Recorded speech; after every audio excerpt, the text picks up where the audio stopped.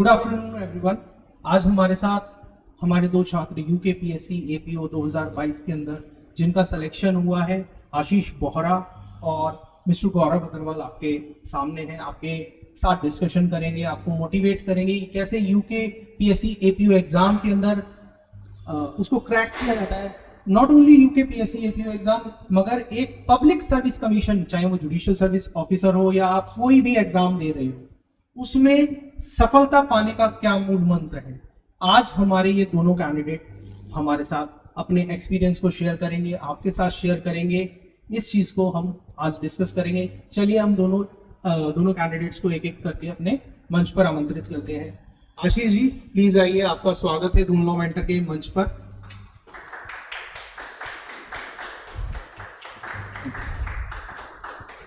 ये हमारी तरफ से आपको शुभेच्छा।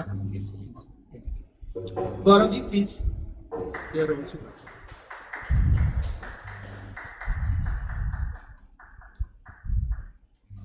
Please.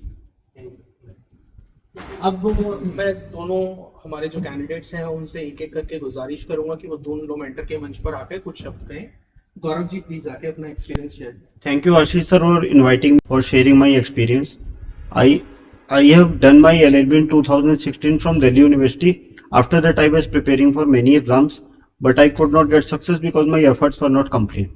This year, I prepared with wholeheartedly, and I am able to crack this exam because sir supported me at many stages. I did my prelims and mains preparations on my own. Then I came in touch with sir, and sir guided me in the best possible way. He guided me how to face interview questions, how to prepare for interviews, क्योंकि बहुत सारी चीजें ऐसी होती है हम जब पढ़ लेते हैं ना सारा कुछ, तो हमें लगता है कि अब ये क्यों पढ़ना है। वो उत्तराखंड पुलिस एक्ट था, वो छोटा सा एक्ट है, हमें लगता है 50-60 सेक्शन है, उसको पढ़ के क्या करना है। उसमें से 2 क्वेश्चन पूछेंगे, 3 क्वेश्चन पूछेंगे, इससे ज्यादा क्या फर्क पड़ता है। लेकिन सर ने हमें लास्ट के दिनों में समझाया कि ये सबसे जरूरी एक्ट है, जो आपका सीआरपीसी है, आईपीसी है या एविडेंस एक्ट है, वो सबको आता है। इंटरव्यू में अगर 100 कैंडिडेट आ रहे हैं, सबको आता है। आप कुछ ऐसा अलग करके जाओ जिससे कि आप सबसे अलग हो जाओ, आप स्पेशल हो जाओ, तभी आपका सिलेक्शन हो पाएगा। तो सर ने हमें पुलिस एक्ट समझाया, सर ने यूट्यूब पे समझाया, सर ने फोन पे बहुत गाइड किया, व्हाट्सएप पे गाइड किया। सर को रात को 10 बजे क्वेरी भेजो तो भी सर उसको 10-15 मिनट में रिस्पॉन्ड कर देते थे। तो सर के गाइडेंस के साथ हमने इसको बहुत अच्छे से किया। Thank you sir. Thank you. Good afternoon everyone. सबसे पहले तो मैं दून लॉ मेंटर्स के आशीष सर का धन्यवाद कहना चाहूंगा कि उन्होंने आज मुझे यहाँ पे इन्वाइट किया, और जो भी मेरी सफलता है इसमें एक बहुत बड़ा योगदान दून लॉ मेंटर्स का है, क्योंकि जो भी मेरे डाउट्स थे, क्वेरी थी, कहीं ना कहीं हम लोग सभी पढ़ते हैं, तैयारी करते हैं, लेकिन अगर जैसे कोई डाउट हो वो साथ के साथ अगर आपका क्लियर हो जाए तो बहुत अच्छा रहता है। तो सर से अभी कोई भी क्वेरी होती थी रात को 10 बजे, कभी सुबह में भी कोई क्वेरी होती थी, तो सर एकदम से उसका रिप्लाई कर देते मैं व्हाट्सएप पे। और दूसरा ये है कि सर ने जो पहले मॉक इंटरव्यूज वगैरह हमारे लिए हैं, और जिस तरीके से बताया कि प्रिपरेशन कैसे करके चलनी है, प्रीवियस ईयर के आपके जो क्वेश्चन पेपर हैं वो सब आपको देखने हैं, और बहुत सारी चीजें जो सर ने गाइड की हैं, तो उन सबका बहुत ही ज्यादा हमको हेल्प मिली है। और मैं आप सबसे यही कहना चाहूंगा कि कभी भी निराश ना हो लाइफ में, आगे बढ़ते रहें, कोशिश करते रहें, और प्रीवियस ईयर्स के क्वेश्चन पेपर आप जरूर सॉल्व करें, मॉक टेस्ट दें, मॉक इंटरव्यूज दें, और अगर आप अपना 100% देंगे तो सफलता आपको जरूर मिलेगी। बस thank you sir. Thank you. हमारे जो दोनों सिलेक्टेड कैंडिडेट्स हैं उनके साथ एक छोटी सी गुफ्तगू करेंगे, कुछ सवाल जवाब। आपके भी कुछ सवाल हो तो आप भी पूछ सकते हैं, ऑनलाइन जो हमारे स्टूडेंट्स हैं वो भी सवाल पूछ सकते हैं अगर कुछ पूछना चाहे तो। चलिए अब इस डिस्कशन को शुरू करते हैं एक एक करके। आशीष जी आपसे पहले आप अपने बारे में कुछ बताइए कि इस उत्तराखंड एपीओ एग्जाम को देने से पहले आप किन किन एग्जाम की तैयारी कर रहे थे, क्या आप अभी प्रैक्टिस भी कर रहे हैं, और या क्या किसी उत्तराखंड गवर्नमेंट या किसी गवर्नमेंट डिपार्टमेंट से आप ऑलरेडी जुड़े भी हुए हैं। वो सारी अपनी जर्नी के बारे में, एक्सपीरियंस के बारे में आप बताइए। सर मैंने अपनी लॉ 2020 में उत्तराखंड टेक्निकल यूनिवर्सिटी से करी है। उसके बाद सर मैं प्रैक्टिस कर रहा हूँ तभी से रुड़की कोर्ट, सिविल कोर्ट में, और अभी जनवरी में सर मेरा सिलेक्शन हुआ था जिला विधिक सेवा प्राधिकरण हरिद्वार में as assistant legal aid defence counsel. तो अभी मैं वहीं पे वर्किंग हूँ, और अपनी जो प्रैक्टिस है उसी के साथ साथ अपनी प्रिपरेशन भी चल रही थी सर। मैंने अपना LLB 2016 में दिल्ली विश्वविद्यालय से किया है, जहाँ से सर आपने भी अपना LLB किया है। उसके बाद मैं राष्ट्रीय महिला आयोग नई दिल्ली में एज ए लीगल काउंसलर काम कर रहा हूँ पिछले 4 साल से, और मेरा वहाँ का एक्सपीरियंस मेरी इस एग्जाम में बहुत कम आया है, क्योंकि हम वहाँ पर क्रिमिनल केसेस में डोमेस्टिक वायलेंस, डाउरी वगैरह के साथ डील करते हैं तो सीआरपीसी, आईपीसी और एविडेंस हमें रोज ही उसको डील करना पड़ता है, तो उस एक्सपीरियंस ने मुझे बहुत हेल्प की इस एग्जाम को क्रैक करने में। इसके अलावा मैंने उत्तराखंड जुडिशरी का भी एग्जाम दिया था जिसमें इंटरव्यू स्टेज तक गया था बट क्वालिफाई नहीं हो पाया। कोई नहीं, आप अगली बार but with your guidance I will be able to do this. I know you will crack. हमारे जो मंजिलें हैं, जो डेस्टिनेशन है, उसको पाने के जो हमारा जोश है, मेहनत है, वो कभी रुकनी नहीं चाहिए। बीच में छोटे छोटे पड़ाव आते रहेंगे, छोटी छोटी सक्सेस मिलती रहेंगी, मगर जो अल्टीमेट गोल है वो हमारे माइंड में बिल्कुल सेट रहना चाहिए, उसको हमें अचीव करना ही करना है। I hope you guys will achieve that. What motivated you guys for applying for the UKPSC APO exam? क्यों अप्लाई किया आपने इसके लिए? सर मैंने दिल्ली लीगल सर्विस अथॉरिटी में एज ए पैनल एडवोकेट काम किया था और एज ए लॉ रिसर्चर भी काम किया था।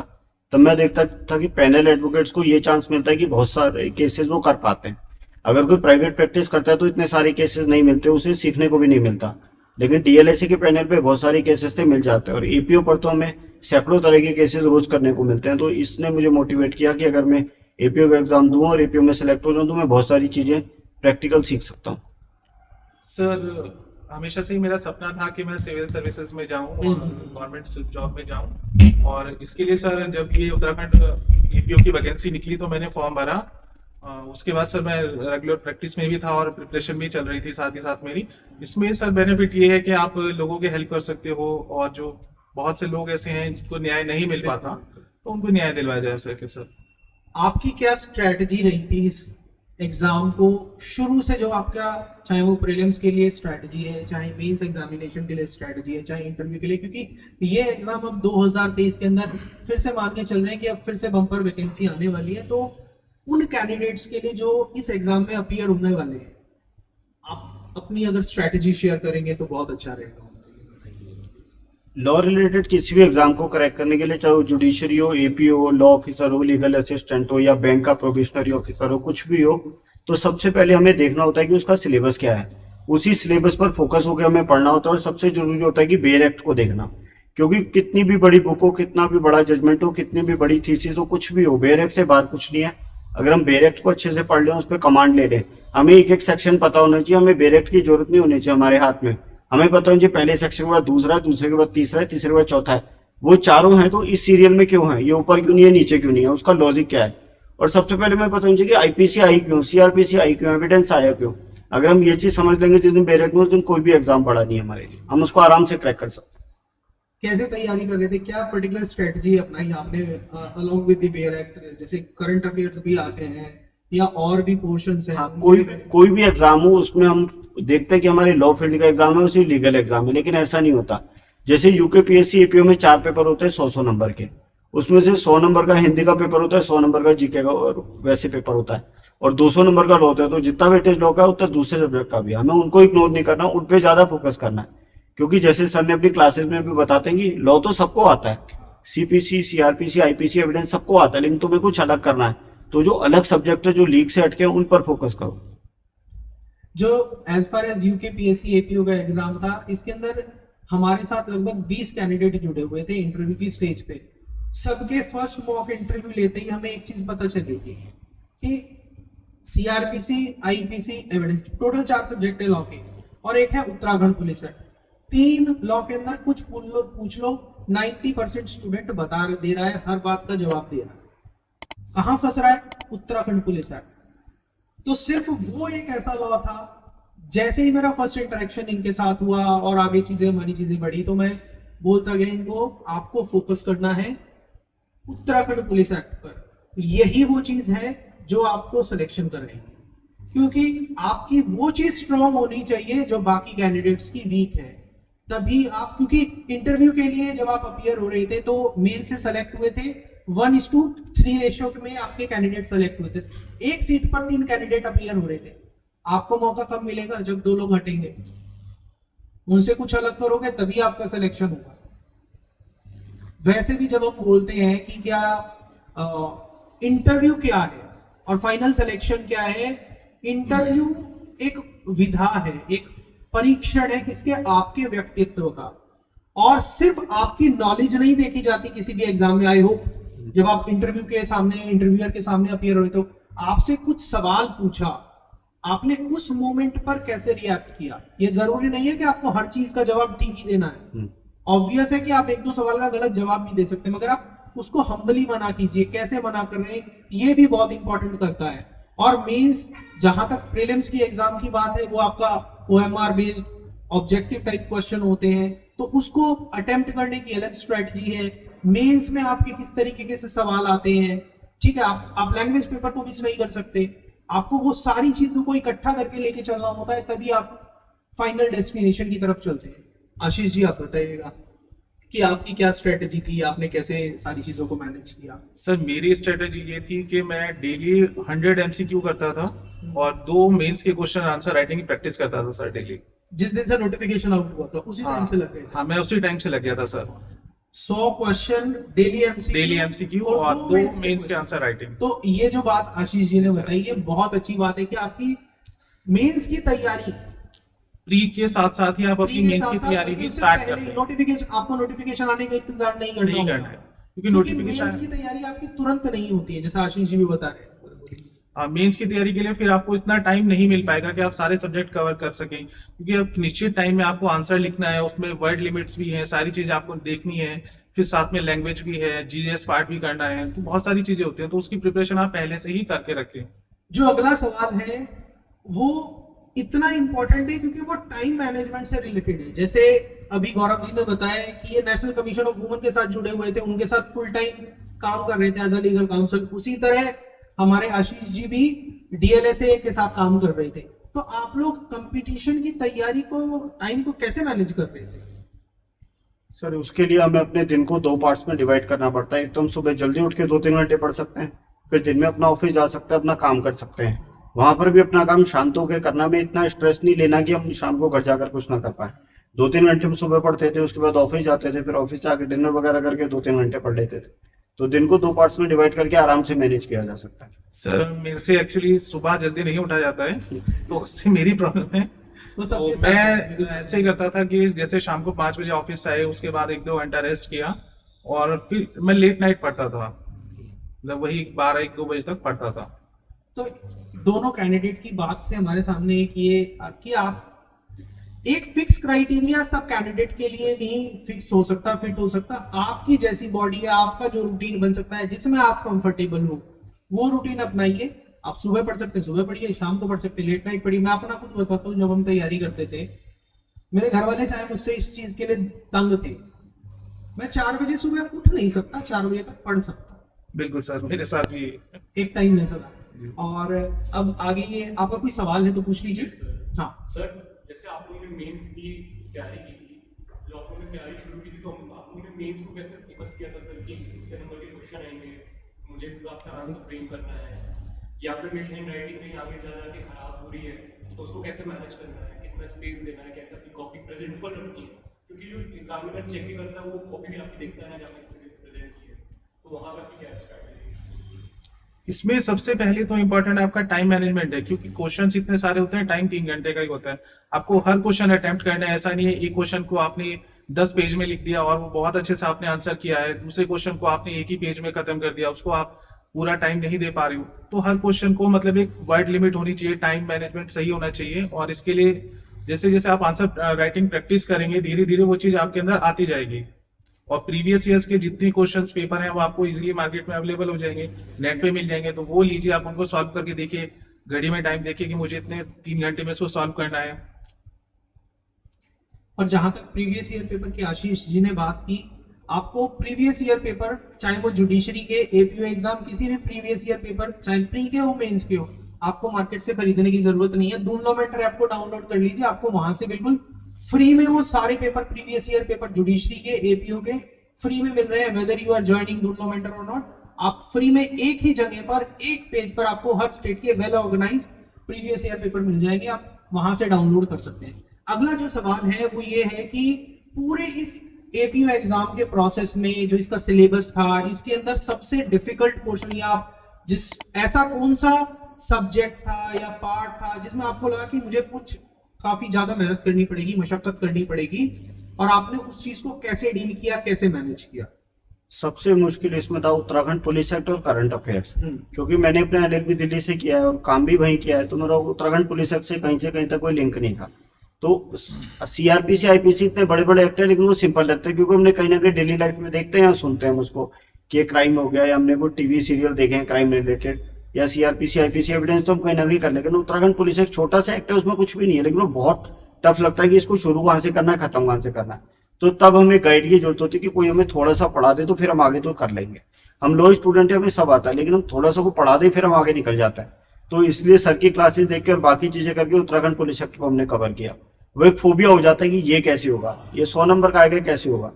जब सर की क्लासेस सब्जेक्ट है वो, हाँ। 25% सिलेबस है वो। 25% सिलेबस है। जितना इतनी मोटी सीआरपीसी उतना वो 100 सेक्शन का पुलिस एक्ट है, लेकिन उसको करना जरूरी है क्योंकि उसके बिना पीपीओ बन भी जाओगे तो फिर आगे काम नहीं कर पाओगे। तो इसलिए किसी गाइड की जरूरत होती है, वो गाइड सर बने, सर ने बहुत अच्छे से गाइड किया और बहुत इजीली वो कवर। काम तो आपको उत्तराखंड में करना है ना, और जो लीगल काउंसिल है, आप असिस्टेंट प्रोसिक्यूशन ऑफिसर बनेंगे, प्रोसिक्यूशन डिपार्टमेंट को और पुलिस डिपार्टमेंट को इकट्ठे होकर काम करना है। जब तक आप उनकी फंक्शनिंग को नहीं समझोगे, कैसे वो क्या रूल्स हैं पुलिस के, और उत्तराखंड में ही काम करना है, तो आप कैसे सर्वाइव कर पाओगे, कैसे अपनी ड्यूटीज को अच्छे से डिस्चार्ज कर पाएंगे। तो इसलिए उत्तराखंड पुलिस एक्ट को समझना पड़ना बहुत जरूरी है। आशीष जी, आपको क्या पूरे इस सेगमेंट के अंदर, सिलेबस के अंदर, क्या कहीं कोई ऐसा डिफिकल्ट सेक्शन लगा कुछ? सर डिफिकल्ट तो अगर माने तो सारी चीज डिफिकल्ट है, लेकिन अगर आप लोग ठान ले एक बार कि मुझे सब करना है तो फिर कुछ डिफिकल्ट नहीं है। हाँ, जीएस के पार्ट में ये होता है कि आपको पता नहीं लगता है कहाँ से क्वेश्चन आ जाए क्योंकि इतना ब्रॉड है। तो जीएस में थोड़ा सा मेरे को प्रॉब्लम आई, लेकिन उसके लिए भी मतलब मैंने ऑनलाइन काफी सारे वीडियोस देखे हैं। आप लोग वीडियोस देखिए, यूट्यूब पे सर के बहुत सारे वीडियोस हैं, और आप लूसेंट पढ़िए। लूसेंट जो एक बुक आती है उसमें से काफी क्वेश्चंस आते हैं जो जनरल साइंस के हैं या हिस्ट्री के एक दो क्वेश्चंस आते हैं, उसी में से आते हैं। जैसे आशीष जी ने एक बात बोली कि मान लो तो हार होगी और ठान लो तो जीत होगी। होगा मुश्किल, करना तो है ही ना, बेड़ा पार तो नहीं लगाना है, और उसके लिए मेहनत तो करनी पड़ेगी ना। भगवान भी किसका साथ देगा? जो मेहनत करेगा। मेहनत नहीं करेगा तो कोई किसी का साथ नहीं देगा। ठीक है, अगला जो सवाल है कि स्ट्रेस हुआ था क्या आपको तैयारी के दौरान? किस टाइम कैसे मैनेज करते थे? कभी थोड़ा out of the box syllabus पढ़ के या कोई दूसरी बुक्स पढ़ के, सिलेबस की बुक्स पढ़ने में स्ट्रेस होता है। तो हमें लगता है कि इतनी मोटी सीआरपीसी कौन खत्म करेगा, 500 सेक्शन है, आईपीसी है, इतने सारे सेक्शन है, कौन खत्म करेगा इसे। थोड़ा सा आउट ऑफ द बॉक्स पढ़ लो। जब आपका लॉ पढ़ने का मन नहीं है तो जीके पढ़ लो, जीके नहीं पढ़ने का मन है तो हिंदी उठा लो पढ़ लो, जिस चीज में इंटरेस्ट हो वो पढ़ लो। जब बोर हो रही है, स्ट्रेस हो रहा हो तो कवर हो जाता है। सर मैं जब स्ट्रेस होता था तो पढ़ाई को बंद कर दीजिए, 1-2 दिन के लिए रेस्ट दीजिए बीच में। ये बहुत बेहतरीन बात जो मैं आप लोगों को भी एडवाइस मन नहीं कर रहा है पढ़ने में, 1-2 दिन रेस्ट दीजिए, फ्रेंड्स के साथ फैमिली के साथ टाइम दीजिए, फ्रेंड्स को टाइम दीजिए, उसके बाद आप एकदम फ्रेश माइंड होके फिर दोबारा से स्टार्ट करिए अपनी पढ़ाई। आप दोनों क्योंकि प्रैक्टिसिंग एडवोकेट थे, वो कौन से ऐसे स्किल हैं एक प्रैक्टिसिंग लॉयर के जिन स्किल्स ने आपको हेल्प आउट किया in cracking this assistant prosecution officer exam? Ashish ji, आप बताइए। सर जैसे कि हम लोग प्रैक्टिस कर रहे थे तो आईपीसी, सीआरपीसी, एविडेंस, इन सब चीजों से डेली हम लोगों को डील करना था, तो इनपे तो हम लोगों की कमांड थी, ठीक ठाक थी। और क्योंकि क्वेश्चन जो एग्जाम में आते हैं वो कहीं ना कहीं ज्यादातर थ्योरेटिकल भी होते हैं। एग्जाम का जो प्रेशर होता है, प्रेशर हम लोग हैंडल कर पाए, क्योंकि कहीं ना कहीं डेली लाइफ में भी हम लोग काफी प्रेशर हैंडल करते हैं। क्लाइंट का प्रेशर रहता है, किसी की बेल है, बेल होगी या नहीं होगी तो उसका प्रेशर रहता है, तो बहुत सा प्रेशर हैंडल हम लोग इसमें इजीली कर पाए। और दूसरा ये है कि राइटिंग हम लोगों की डेली कुछ ना कुछ लिखना ही होता था कोर्ट में भी, तो आंसर राइटिंग में भी इतना लिखने में प्रॉब्लम नहीं आई, क्योंकि बहुत से लोगों का आजकल क्या है कि लिखने से एकदम नाता टूट गया है, सब टेक्स्ट चल रहा है, तो वो हैंड राइटिंग भी प्रॉब्लम है, तो वो भी आपको ध्यान देना चाहिए हैंड राइटिंग पे थोड़ा। जब हम प्रैक्टिसिंग एडवोकेट होते हैं तो रोज हमें बहुत सारी फाइलें पढ़नी पड़ती है लीगल लैंग्वेज की। लीगल लैंग्वेज अगर कोई लेमैन पढ़ेगा तो उसके लिए बहुत बोरिंग सा, बहुत टफ सा, बहुत अजीब सा होता है कि क्या लिखा है इतने लंबे लंबे पैराग्राफ। जब हम प्रैक्टिसिंग एडवोकेट होते हैं तो हमें इन चीजों को पढ़ने की आदत होती है, तो जब हम बेल एक्ट पढ़ते हैं, जजमेंट पढ़ते हैं तो हमें बोरिंग नहीं लगता और हमें ये नहीं लगता कि क्या नई सी चीज पढ़ रहे हैं।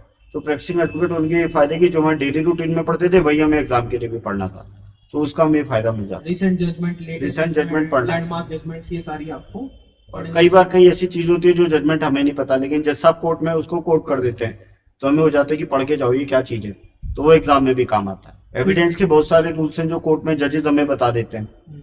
इलेक्ट्रॉनिक एविडेंस का रूल 65 भी बता दिया कि 65B4 में आपको सर्टिफिकेट लाना है, तो वो सब चीजें हम जब वो सर्टिफिकेट हम अपने आप एक बार देख लेते तो लाइफ टाइम के लिए याद हो जाता है, फिर हमें उसको पढ़ना नहीं पड़ता कि उसमें इतने सारे इंग्रेडिएंट्स है या 5 पार्ट है 6 पार्ट है। एक बार हमने उसको देख लिया फिर वो माइंड में छप जाता है हमेशा के लिए। अब आप लोगों का सिलेक्शन हो गया, now you will work as the assistant prosecution officer in the state of Uttarakhand. Uttarakhand राज्य के अंदर आप सहायक अभियोजन अधिकारी के रूप में काम करेंगे। आप ये किस तरीके से इंश्योर करेंगे कि जो पीड़ित है, देखिए आप प्रोसिक्यूशन डिपार्टमेंट से हैं तो ऑब्वियसली आपके पास कौन आएगा, पीड़ित ही आएगा, पीड़ित पक्ष ज्यादा आएगा क्योंकि आप उसी को रिप्रेजेंट करेंगे। तो आप अपनी तरफ से कैसे इंश्योर करेंगे कि जस्टिस इज सर्व, न्याय मिले सबको?